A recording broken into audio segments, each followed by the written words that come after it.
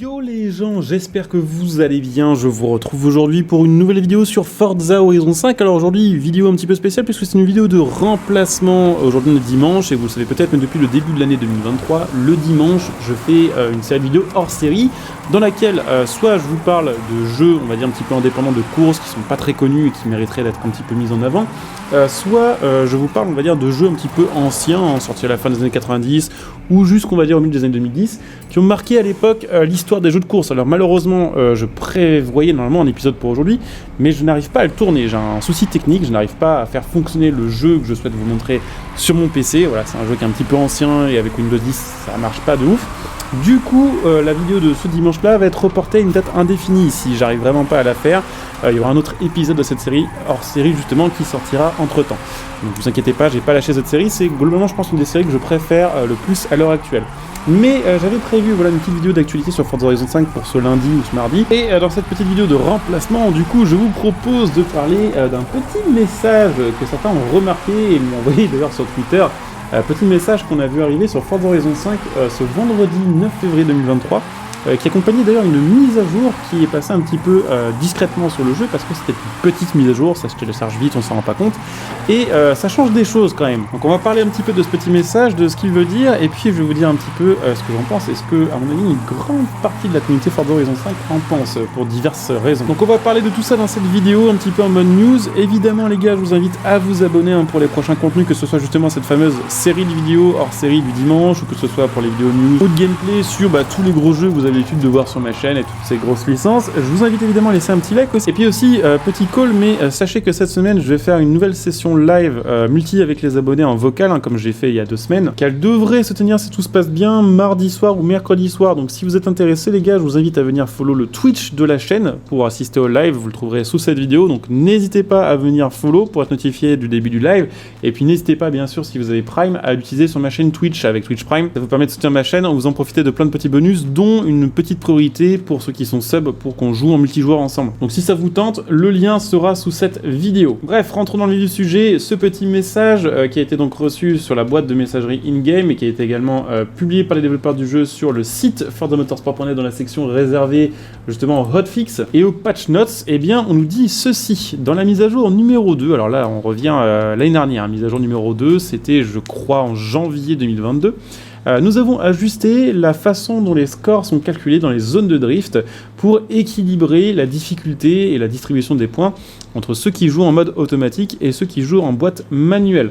Ce qui veut dire qu'à l'époque, certains des scores les plus élevés enregistrés dans le leaderboard sont devenus inatteignables et ça a malheureusement gâché le fun de certains joueurs qui à l'époque ont tenté d'atteindre ces scores. Nous avons entendu votre retour et nous avons décidé de supprimer tous les scores enregistrés dans des zones de drift avant le 14 janvier 2022. Alors il y a plusieurs choses à dire par rapport à ça, il y a du bien et du moins bien. Bon, déjà, dites-moi en commentaire si vous à l'époque vous avez vu une différence dans ce calcul de score de drift. Je ne me rappelle pas en avoir entendu parler et je n'ai pas eu l'impression que mes scores drift avant ou après cette mise à jour aient été plus importants ou plus faibles. Alors peut-être parce que je joue en mode manuel et que c'est plutôt justement un équilibrage, un nerf qui a été fait côté automatique. Mais dites-moi si à l'époque, en janvier, vous avez vu une différence dans votre score de drift et si c'était une différence positive ou négative, si vraiment ça a changé quelque chose pour vous au niveau du calcul du scoring. Ce qui est bien là-dedans, c'est que bon, on apprend que les développeurs de Forza Horizon 5 continuent de travailler sur l'équilibrage du jeu et l'anti-cheat. Alors personnellement, je vous ai déjà donné mon avis là-dessus, mais je suis pas ultra concerné par ce genre de truc parce que Forza Horizon 5, j'y joue vraiment juste en mode de chill, j'y joue parce que c'est un open world, qu'on peut faire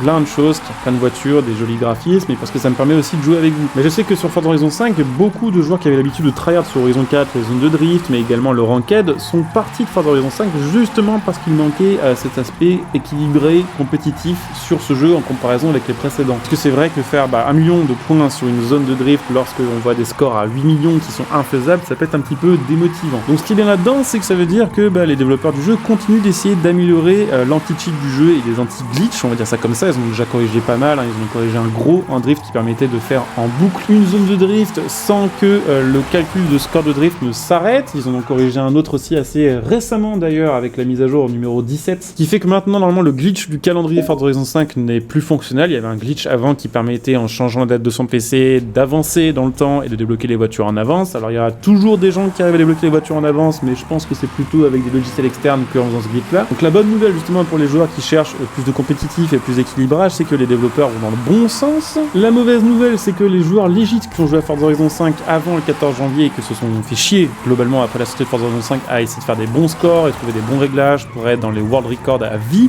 eh bien tout cela malheureusement va être impacté négativement par cette mise à jour puisque tous leurs scores vont être supprimés. Ce qui est doublement frustrant, c'est lorsqu'on voit qu'après cette mise à jour, on a continué à avoir des scores complètement pétés sur Forza Horizon 5. Alors là, vous voyez la zone de drift que je suis en train de faire. Moi personnellement, je fais aux alentours de 1 million. Il y a des gens dans ma communauté et dans mes amis Xbox qui font 1,2 million, 1,3 million.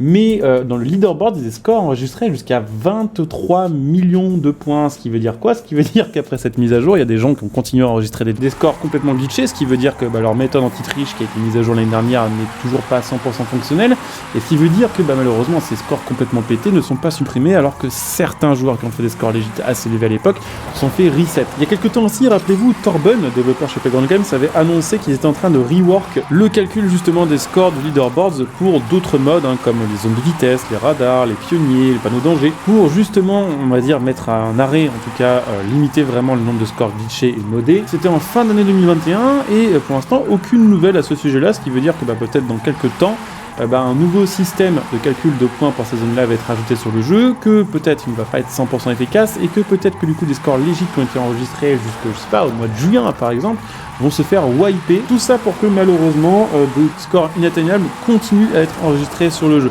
Ce qui me rend fou en fait, parce que moi personnellement, je vous le dis encore une fois, que les gens glitch ou cheat sur un jeu comme Forza Horizon 5, ça me gonfle pas plus que ça, du moins que c'est pas du temps réel. C'est-à-dire que si je fais une course en multijoueur et qu'il y a un mec qui a un speed hack, ou si je fais de l'éliminator par exemple et que je tombe en duel contre un mec qui a un lourd hack, forcément ça me fait chier, mais quand c'est sur des scores ça m'intéresse moins, puisque je travaille pas du tout, mais je sais bien que parmi vous il y en a bien qui travaillent ce genre de choses. Ce qui me gonfle absolument, c'est de voir qu'ils ont pris une putain d'année pour prendre la décision de reset les classements de Forza Horizon 5. Il faut se dire que tous les scores qui sont enregistrés sur le jeu, en fait ils sont dans une base de données et qu'en gros ils ont eu juste 2 clics à faire pour sélectionner la date et supprimer les scores enregistrés avant cette date-là. Je ne comprends pas que ce n'ait pas été fait à l'époque de cette mise à jour pour qu'au moins on reparte tous sur des bases, on va dire, un peu plus logiques et équilibrées à cette époque-là. Et surtout, ça me rassure pas du tout de voir qu'il faut 1 an pour ce genre de décision. S'il faut 1 an pour ça, il va falloir genre 20 ans pour nous rajouter, je sais pas, le fait de pouvoir mettre des stickers sur les listes sur Forza Horizon 5. Il y a des choses qui sont très bien gérées, les mises à jour sont gratuites et tout ce qu'on veut sur Forza Horizon 5, c'est pas du tout un mauvais jeu parce qu'il y a eu ce choix qui a été fait. Et c'est saoulant de voir ce genre de petites choses arriver aussi tard après la sortie du jeu, dans une période où le jeu est déjà un petit peu mort, entre guillemets, après un enchaînement de mises à jour qui n'ont pas vraiment réussi à mobiliser la communauté. Et malheureusement, je pense que ce genre de décisions vont peut-être faire stopper plus de joueurs encore de Forza Horizon 5. Et ça, c'est vraiment, je trouve, d'une tristesse absolue. En ce moment, Forza Horizon 5 n'a vraiment plus la cote quand on compare à ce que c'était Day One. C'est incroyable la différence. Donc ouais, peut-être vaut mieux tard que jamais. Dites-moi un petit peu ce que vous en pensez en commentaire. Dans tous les cas, s'il y a des petites news concernant ce sujet-là, que ce soit pour les zones de drift ou les autres zones, je vous en reparlerai en vidéo parce que je pense que ça concerne quand même pas mal de gens et surtout, ce genre de petits changements sont faits un petit peu en mode inaperçu, genre petite mise à jour de 50 KO, on s'en rend pas compte et bam, tout son leaderboard est effacé. Donc c'est pas vraiment une vidéo en mode coup de gueule, vous l'aurez compris, c'est simplement une espèce de petit ras-le-bol sur ce genre de petits détails sur Forza Horizon 5, des petites choses qui auraient pu être évitables, surtout qui nuisent, on va dire, un peu plus à l'ambiance, on va dire un petit peu au sein de la communauté de Forza Horizon 5. En tout cas,